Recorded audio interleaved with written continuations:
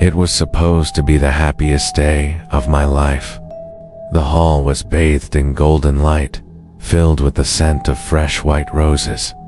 Music played softly in the background, and the guests were smiling, raising their glasses in celebration. Everything was perfect. Everything, except for the feeling in my chest. A feeling like something was watching me. I turned to my bride, standing beside me in her elegant white dress. She was breathtaking, too perfect, almost unreal. Her beauty felt otherworldly, as if she had stepped out of a dream. But when I looked into her eyes, I felt nothing. No warmth, no love, just emptiness. Then, the whispers started. At first, I thought they were coming from the guests. Soft, unintelligible murmurs weaving through the music and laughter. But when I turned to look, everyone was talking normally, smiling, drinking, dancing. Then I heard my name, a whisper right behind me. I spun around, but no one was there. Just my bride, standing impossibly still, her lips slightly parted, as if she had been the one who spoke. The air around me grew thick, suffocating. My heartbeat pounded in my ears. Something was wrong, terribly wrong. And then, the lights flickered. The music warped into something distorted, a twisted version of the melody that had been playing just moments ago. The guests, one by one, froze in place, their eyes unfocused, their smiles locked in place like masks. I turned to my bride, my hands shaking. She was staring at me now, really staring. And then, she smiled. A slow, unnatural smile, stretching wider than it should. Her veil slipped from her head, and that's when I saw it. Her face wasn't hers. The skin was too smooth, like porcelain. Cracks ran along the edges of her lips, and beneath them, something moved. Something inside her. I stumbled back, knocking over a table. The crash shattered the eerie silence, and suddenly everything fell apart. The guests began to laugh, but it wasn't laughter. It was a single, unified sound coming from all of them at once. Their mouths opened wide, but their eyes stayed empty. I tried to run. My legs refused to move. My bride took a step forward, her neck tilting in an unnatural angle. "You chose me," she whispered, but her voice wasn't her own. It was layered, multiple voices speaking at once. I wanted to scream. Then the lights went out. For a moment, there was nothing. No sound, no breath, just darkness. And then, I felt hands. Cold, slender fingers crawling up my arms, my neck, my face.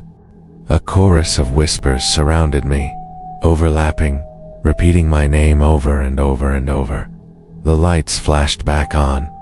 The guests were gone. The tables, the decorations, the music all vanished. And I was standing alone in an empty hall, except for her. She stood in front of me, no longer wearing the wedding dress, no longer trying to look human. The thing inside her had finally shed its disguise. The last thing I remember before everything turned black was the way it grinned as it reached for me. And now, I don't know where I am. I wake up every day in this same empty hall. No doors, no windows, only mirrors. And when I look into them, I see the wedding still happening, repeating over and over. The guests laughing, the music playing, the bride standing at the altar, waiting. And sometimes, just sometimes, someone looks into a mirror from the other side. They see me, and when they do, I whispered their name. The backstory, what led me to this moment. This story, my story, didn't begin on my wedding day. It began long before that, and if I had paid attention to the signs, maybe I wouldn't be here. The forgotten childhood memory. There's something I never told anyone. Something I tried to forget. When I was 8 years old, I got lost in the woods behind my grandmother's house. I had been playing near the edge of the trees when I heard someone whisper my name. It wasn't my grandmother. It wasn't my parents. It was a woman's voice, soft, melodic, and somehow familiar. I turned and saw a figure standing between the trees, a woman in a white dress. Her face was hidden beneath a lace veil, but I could feel her eyes on me. She lifted a hand and beckoned me forward. I took a step toward her, then another. Then, just as I reached out to touch her, my grandmother's voice rang through the air, screaming my name. The woman vanished. One moment she was there, the next, she was gone. When my grandmother found me, she grabbed me by the shoulders, shaking me. "Did you speak to her?" she demanded. I was too scared to answer. She pulled something from around her neck, a silver pendant, and shoved it into my hands. "Never take this off," she whispered, her voice trembling. "She is waiting, and she never forgets." I didn't understand, but I obeyed. For years, I wore that pendant without question, until I met her, until I met Lillian. The final warning, the note I never read. After the wedding, after everything fell apart, after I was taken, I found something. A note, crumpled in my suit pocket, written in my grandmother's trembling handwriting. I don't know when she put it there, but when I read it, my blood turned to ice. She has worn many names, but she is always the same. She finds lonely men. She makes them love her. She makes them marry her. And then she takes them. If you are reading this, it is already too late. I don't know how long I've been trapped here. Days, months, years. All I know is that the wedding keeps repeating, over and over, and I can't escape. But maybe you can. Because now that you've heard my story, she knows you exist. She knows you're listening. And if you dream of a woman in white tonight, do not follow her. Do not answer when she calls your name. And above all else, do not say, "I do."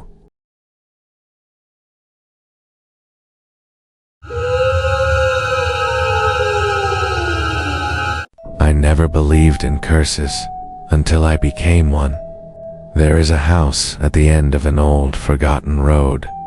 It is hidden behind towering trees, swallowed by shadows, and drenched in a silence too deep to be natural. No one speaks of it. No one dares to go near it. They say that those who enter never leave the same. I didn't listen. I needed a place to stay. Life had unraveled in ways I couldn't control, and solitude was the only thing I craved. The house was cheap, too cheap. The realtor never looked me in the eyes when I signed the papers. His hands trembled as he handed me the keys, and when I asked about the previous owners, he only said, "They're gone." The moment I stepped inside, the air felt heavier, as if the house was breathing around me. Dust clung to the walls. The floorboards moaned beneath my feet.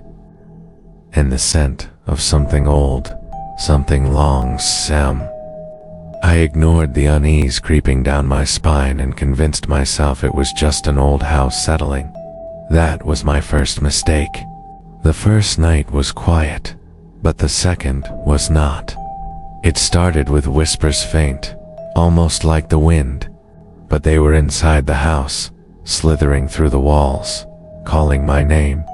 I searched every room, but I was alone. At least, I thought I was. Then the knocking began. 3 sharp taps on the bedroom door. Slow, measured, expectant. I didn't move. I didn't breathe. I only stared at the door, my heart pounding against my ribs. The air turned cold. My breath came out in a trembling fog. The door creaked, inching open, but nothing stood on the other side. That was the first time I saw the shadow.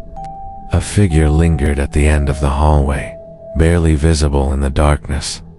Its limbs were too long, its head tilted unnaturally, and its presence swallowed the air.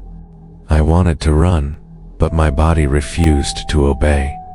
The figure didn't move, didn't make a sound. It only watched. Then, it smiled. A smile that stretched impossibly wide, revealing teeth that weren't human. I slammed the door shut and didn't sleep that night. Strange things continued to happen. Objects moved on their own. The lights flickered even when the power was fine. Doors opened and closed, revealing glimpses of something standing just beyond my sight. And then, the dreams began. I dreamed of drowning in darkness, of clawed hands dragging me beneath the earth, or of voices whispering secrets I wasn't meant to hear. And every time I woke, I wasn't in my bed. I was somewhere else, standing in front of the mirror, staring at my own reflection, except my reflection didn't move the way I did. I tried to leave. I packed a bag and ran to the front door. But the moment I touched the handle, a searing pain shot through my body. My vision blurred. The air crackled with unseen energy, and then I wasn't standing at the door anymore. I was back in my bedroom, staring at my own terrified face in the mirror. The house wouldn't let me go.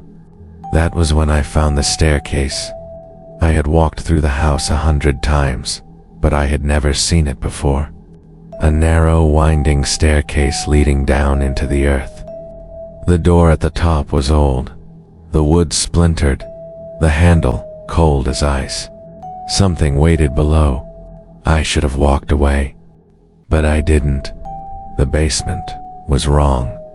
The walls pulsed as if they were alive. The air was thick with rot and something metallic, and in the center of the room, there was a table and altar covered in dark stains. Symbols were carved into the stone floor, twisting and shifting as I stared at them. And then, I saw the mirror. It was old, cracked, the glass black as the void. My reflection stood there, but it wasn't me. It was smiling. A cold hand brushed my shoulder. I turned. The figure was there, its twisted grin inches from my face. "You are home," it whispered. Pain exploded in my chest. My vision shattered. The world twisted inside out. And then, silence. I woke up in my bed, but I knew the truth. I was not the same. I could feel it in my bones, in the weight of my breath, in the way my shadow moved just a little too late. I was not alone in my own body. The house had claimed me. Days passed, or maybe weeks. Time didn't feel real anymore. I saw things that weren't there, heard voices whispering my name from behind the walls.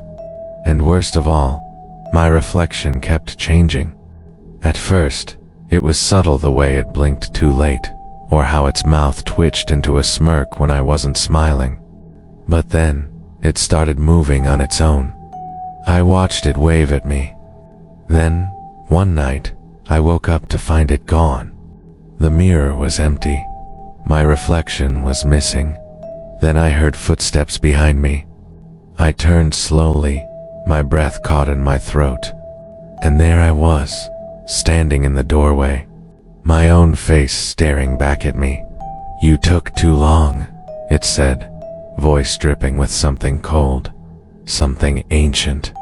I tried to move, to scream, but I couldn't. My body was frozen as my own doppelganger stepped toward me. It reached out, fingers stretching, and pressed its palm against my chest. Darkness swallowed me whole. When I opened my eyes, I was no longer in the bedroom.